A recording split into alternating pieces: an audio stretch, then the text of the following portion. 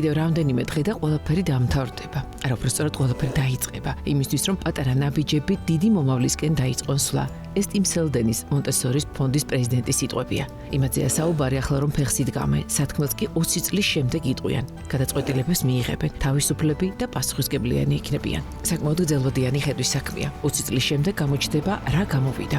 ასეთი გამოწვევები უყურთ და თან მეცნიერული დასკვნები დადასტურებულია, რომ ეს ყველაფერი 3-დან 7 წლის ასაკში იწყება და ამ დროს ყალიბდება მთავარი უნარჩვევები. ამ ქვეყანას არ ვიცით 15, 20, 30 წლის მერე მივცემთ მინიმუმ 1000 პასუხისმგებლობის მქონე, ცნობის მოყვარე, თავისუფალ მოქალაქეს, რაც ძალიან მაგარი არის რა და მასშტაბირება არის ყველა დიდი გამოწვევა, სწორი, ასე ვთქვათ, პედაგოგების შერჩევა, რომლებსაც ეგ, ასე ვთქვათ, ჩვენი მონტესორის ფილოსოფიას კარგად ისწავლიან და ეგ мотиваცია ექნებათ, რომ კარგად გადასცენ. ნიკა გამყრელიძესთან და ნინო კიკნაძესთან ეს უკვე ჩვენი მესამე შეხვედრა და პროექტია. ბავშვთა ჰოსპისი ციცინათელა, ხანდაზმულთა სახლი ლელიანი და ახლა უკვე ბაღი. რა იქნება შემდეგი? როგორც ინვესტორები ისინი აკვირდებიან, რა და როგორ განვითარდება. ყველა პროექტში ზრუნვის ფაქტორია. თითოეული მათგანი საჭიროება დაინახეს, შეისწავლეს და ისე დაიწყეს. თუ სრულად ბავშვი აქ ივლის და გაივლის მთელ ამ კურსს, რაც ჩვენს ბაღშია, ის იქნება მზად საზოგადოებაში გასვლისთვის. მას ექნება უნარჩვევები და ერთ-ერთი ყველაზე მთავარი ექნება დამოუკიდებლობა, რომ დამოუკიდებლად შეძლოს საზოგადოებაში ინტეგრირება და ყოველდღიური უნარების შეძენა. მეთოდოლოგია უკვე 100 წელზე მეტ სითვლის. ეს მეთოდი არის უკვე მეცნიერულად დადასტურებული, რომ ნამდვილად დადებითი გავლენა აქვს ბავშვის როგორც სოციალურ უნარჩვევებზე, ისე უკვე სკოლაში როცა მიდის მის აკადემიურ მოსწრებაზე. როგორც ხდება, აქაც პირადმა გამოცდილებებმა იმოქმედა. ნიკა მეოთხე შვილისთვის ეძებდა ბაღს. ნინომ და ანამ ეს ეტაპები გაიარეს და როგორც ამბობენ, რთულად. წუხილის მიზეზი იყო მთავარი ის, რომ თვითონ მეთოდი, რასაც გვთავაზობდნენ, სრული ანტისანიტარია. რო ვეკითხებოდი, რომ აი თუ შეიძლება რომ აჩვენოთ ჭურჭელი, რომ შემიყვანოთ სამზარეულოში და მარჩვენოთ, გაქვთ თუ არა ჭურჭლის სარეცხი მანქანა, როგორ დაფებს ხმარობთ პროდუქტის დასაჭრელად. ეგონათ რომ მე ვიყავი კონტროლის პალატის წარმომადგენელი და ნუ ძალიან ნერვიულდებოდნენ, ძალიან მლანძღავდნენ. ბაღი ბევრია, მაგრამ მათთვის როგორც მშობლებისთვის არა ინგლისურის და ვოკალის სწავლება იყო მთავარი, არამედ იმ უნარჩვევების გაუმუშავება, რაც მათ ცხოვრებისათვის მოამზადებს და შემდეგ უკვე ყველაფერი დასაძლებია. მეთოდებზე იმუშავეს, იკვლიეს და უკვე სექტემბერში მონტესორის პირველი ოფიციალური ბაღი აღსასწრებს, ანუ სტუდენტებს, როგორც აქ ეძახიან, გაუღებს გარს. ამ ასაკში როგორც ვითარდებით, ისეთ ადამიანებად ყალიბდებით მერე ჩვენ, ისეთ ინდივიდებად ყალიბდებით ჩვენ და იმ ამ ასაკში მიღებული სწავლაც, მიღებული ტრავმებით, მიღებული ბედნიერი წუთებით მნიშვნელოვნად ასახავს, ძალიან მნიშვნელოვან გავლენას პოვებს ჩვენ შემდგომ განვითარებაზე. რატომ მონტესორი? ბავშვი მთავარია, ამას ყველა ამბობს, მაგრამ ინდივიდუალური მიდგომა, ინდივიდუალური ტემპის გათვალისწინება არ ხდება. მაგალითად, ერთი ბავშვი ლაპარაკს იწყებს ადრე, მეორე გვიან და მისგანაც ითხოვენ ადრიანად დაიწყოს საუბარი. ბავშვის პირადი ტემპი კი განსხვავებულია. მონტესორი ამ პირადს იცავს. თავისუფლება და საზღვრები, ანუ ასწავლო, რომ თავისუფლება ყველაფრის კეთებას არ ნიშნავს. შენმა თავისუფლებამ სხვისი არ უნდა შეზღუდოს. მასალები და გარემო, ეკოპროდუქტები და ახლოს გარემოსთან, ელემენტარული ზოოლოგია, ბოტანიკა, გეოგრაფია, მათემატიკა და შემდეგ ორგანიზება.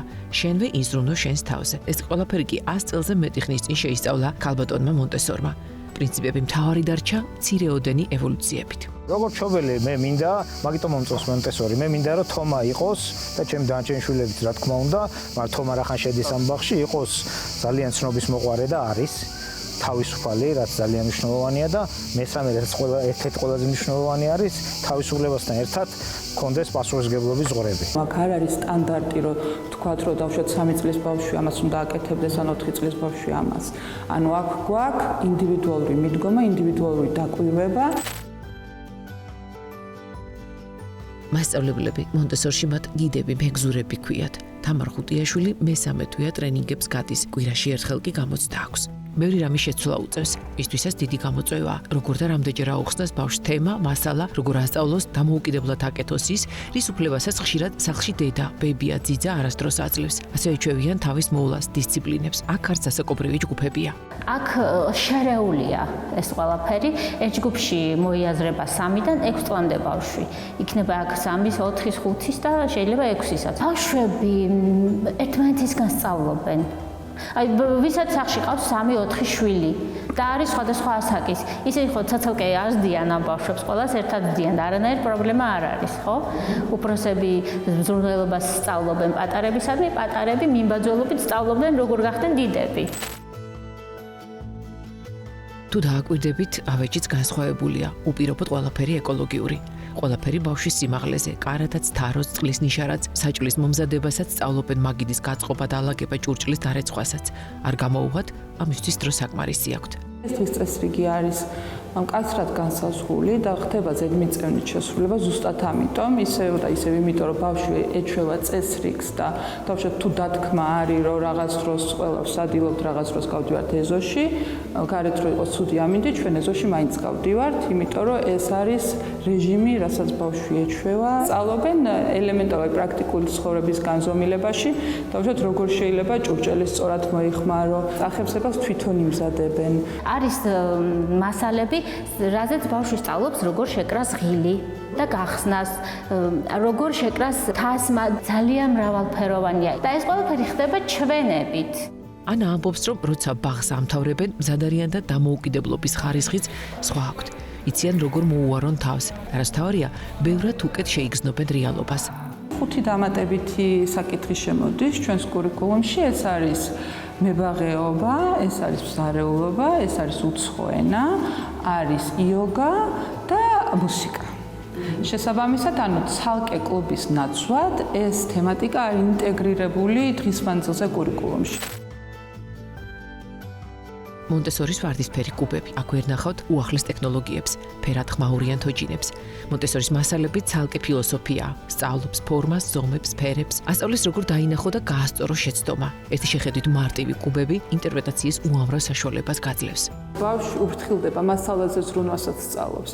ანუ თითოეული მასალა უნდა ორივე მხარეს ხელი მოგიდო და ფრთხილად გადმოიტანო და დადგა. აი ხა დავუშვათ, აი ამ ერთი თითქოს და მარტივი და სადა მასალით ბავშვი სწავლობს სინამდვილეში უამრავ რაღაცას, მათ შორის გეომეტრიას. იმიტომ რომ ეს კუბი ყველაზე პატარა არის 1 სანტიმეტრი კვადრატი და ეს არის 10. ანუ როგორც წესი, ხო. შეხედეთ, როგორ ასწავლი მე. დავუშვათ ეს ქვედა ზედაზე პატარა არის, აი ზუსტად ამდენით. ამ კუბით ახლა ბევრი სხვადასხვა დავალება შეიძლება შეასრულო, ან შეგვიძლია ესე განათავსოთ ცენტრში და ნუ ამას ახლა დიდი ყურადღება ჭირდება და კონცენტრაცია და კოორდინაცია. ერთ აქტივობაზე ბავშვმა შეიძლება დახარჯოს 3 საათი და არის ნორმა. რაც დიდხანს კონცენტრირდება ერთი და იგივე მასალაზე და სამუშაოზე, ის უფრო კარგად უღრმავდება და უფრო მეტი დასკვნები გამოაქვს თავისთვის. ეზოში მე მეგონა რომ უნდა ყოფილიყო რაღაც რიცით ერთობია ბავშვები, ხო, სასრიალოები და რაღაცები. კატეგორიულად ვიცი არა, მონტესორის ეზოში სასრიალოს არა აქვს, ის ეზოც შემეცნების ნაწილია. აიწონა, რომელიც ბალანსის დაჭერაში გეხმარება. რაღაცა ასაცოცი, რაღაცა იქ ახლა არის ლაბირინთი, აი ხა დღეს დგავენ ლაბირინთი, სადაც ბავშვმა გზა უნდა გაიკვლიოს და ანუ გართობაც არის, გართობა არის შემეცნების პარალელურად. ზრუნვა მასალაზე, ზრუნვა გარემოზე, ზრუნვა თანატოლზე და შემდეგ უკვე პასუხისგებლობა ნივთზე, მოქმედებასა და ადამიანზე. ნელ-ნელა გამოიმუშავებ ამ დისციპლინებს. მონტესორის კურსდამთავრებულმა იცის საქმის დაწყება და ბოლომდე მიყვანა, ისევე როგორც დღის დაგეგმა და მიყოლა. აქ მოდის ბავშვი განვითარებისთვის და განათლებისთვის და ყოველი საათი და ყოველი წუთი აქვს მას გაწერილი, ხო? და არ უნდა შეუწყვიტო იმის კეთება, რასაც აკეთებს და არ უნდა გაიყვანოს და ისწავლოს თანმიმდევრობა და რაღაცის დაწყება და დასრულება, ხო? იმიტომ რომ ეს ბევრი ადამიანის პრობლემაა, რომ რაღაცა შუაგზაში მიატოვებს. ბავშვზე მეტად სიახლეების მიღება მშობლებს უჭირთ. შესაბამისად, ყველა ჯგუფში ცალკე დგას სკამი მშობლისთვის. აქედან მათი კითხვარისთვის ყველაზე კარგად ჩანს პასუხები. არანაკლებ მნიშვნელოვანია კვება. მონტესორის სკოლებში არის სპეციალური ესეთი ინსტრუმენტი, ქვია დამკვირვებლის სკამი, ჯდება მშობელი გარკვეული დროის განმავლობაში და აკვირდება კლასის დინამიკას.